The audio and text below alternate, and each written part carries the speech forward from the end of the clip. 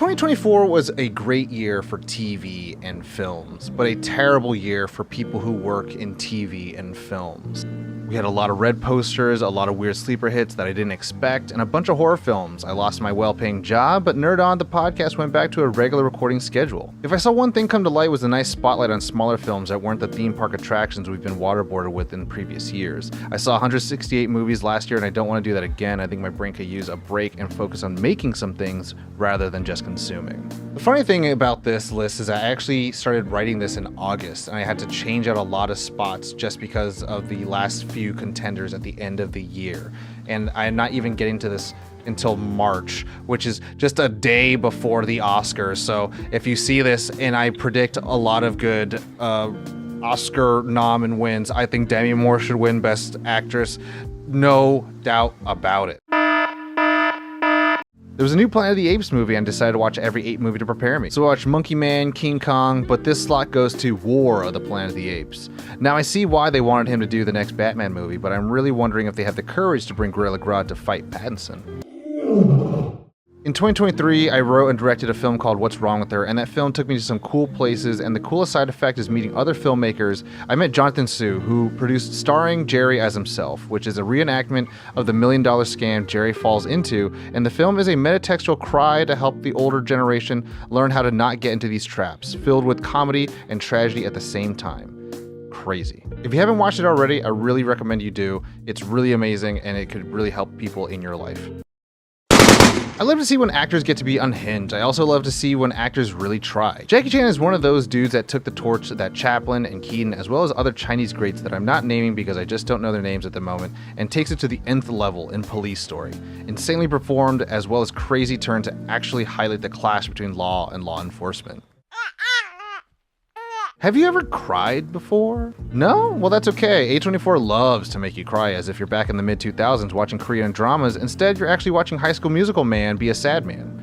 Zac Efron is really insane in this movie. Iron Claw displays the strengths of subtle reaction to acting. Most actors don't understand that there are many ways to serve the scene, and being a great listener is part of it, and Efron was definitely robbed of a nomination. Do you know the difference between trans and drag? Well, this little gay boy destined to be a queen, and you can learn in Tu Wong Fu, Thanks for Everything, Julie Newmar.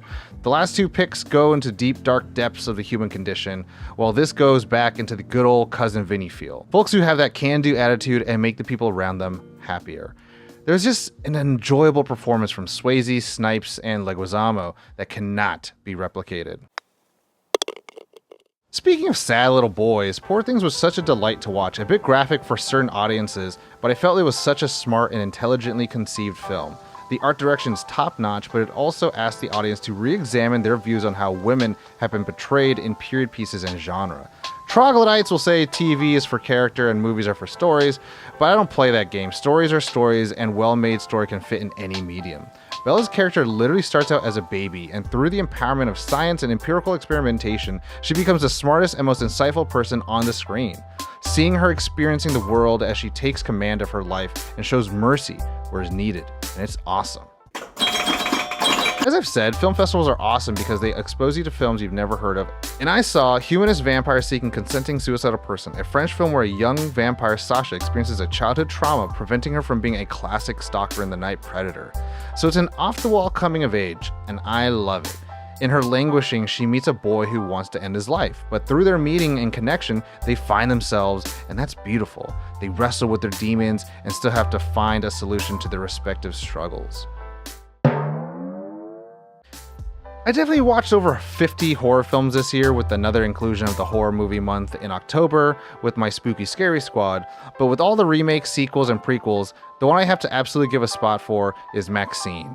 I saw X and Pearl back to back and have been waiting for this film. Watching so many types of horror films like creature features, apocalypses, the one that has a really weird hold on American cinema is the slasher, with decades of traditions. Maxine feels like the first new modern classic franchise, with Maxine being the main appeal and not the killer. Like all the Final Girl legends before, this sequel shows her development since X, with the legacy of wanting fame and a better life that Pearl displayed in full effect. It shows the cost of survival, not just having a life, but to learn how to be just as biting as the world was to you. Honestly, it reminds me a lot of Satoshi Kon's Perfect Blue with its ending, but that's for another day. Films that offer a trip to the past with years we wish we had more time to, it's a classic pull for many nostalgic moviegoers.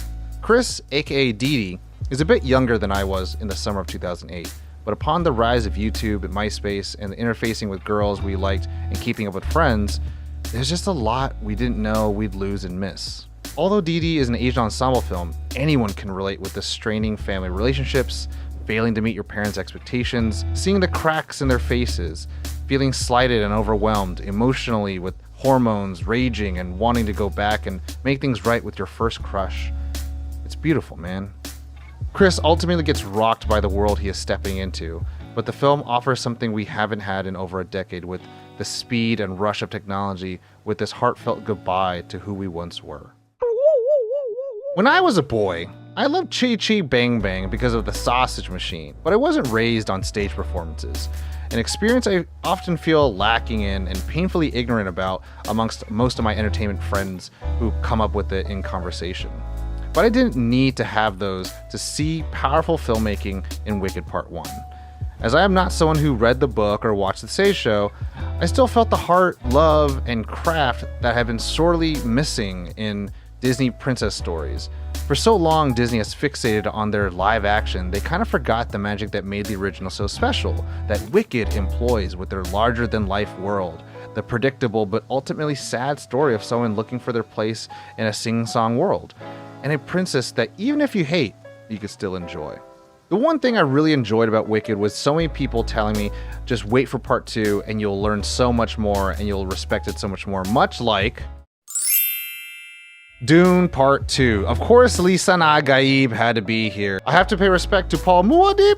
I know a lot of folks thought Dune Part 1 was a lot of exposition and setup, but yeah, that's half of a book. Y'all say y'all don't like long-ass movies, so maybe they should have done it in 3. But no, seriously, I love Frank Herbert's Dune story, and it had to be done in such fashion. If anything, the film better adapts Herbert's intention than he did. Herbert said that he was ultimately disappointed that many readers felt Dune was another savior story, and that was not his intention. The film shows how Paul uses propaganda and religious worship to exact his revenge against the Harkonnens. You see his tendencies into tyranny, and it's supposed to make you recoil a bit and ask, oh, is he still the good guy? Chani is absolutely better adapted because in the book, she's just like, yeah, bro, marry that bitch and I'll have your children, whatever. Where here, a native woman says, oh no, the man I love is doing the thing I don't like to our people have been subjected to already. And I'm so excited to see what Dune 3, aka Dune Messiah, will bring. Now I gotta say, I watched a fuck ton of movies if I already mentioned it earlier. Being unemployed with AMC A-List Stubs membership really helped and I couldn't have done it without them. I watched so many and there were some that really surprised me that came out this year. I almost had to toss out movies that I was just catching up on. It was really a major toss-up between Substance and Anora because I honestly started writing this list up before they came out, but had to rewrite and remove other listings for them. I think a lot of people have heard about The Substance, but I wanted to make sure that I'm always spotlighting films that may not be getting that spotlight it deserves in the #1 spot. So this one has to go to Anora. This movie completely blew me away. Being slightly familiar with Baker's work, I knew it was going to be a great journey and storytelling ride. But the very sharp and pointed and tragic story of Annie made me fall in love with movies again. This rise and fall Cinderella story, if you will, has so much character and nuanced genius in every decision. The dark comedy was top-notch, the on-location shooting, and the ending was so powerful and tragic.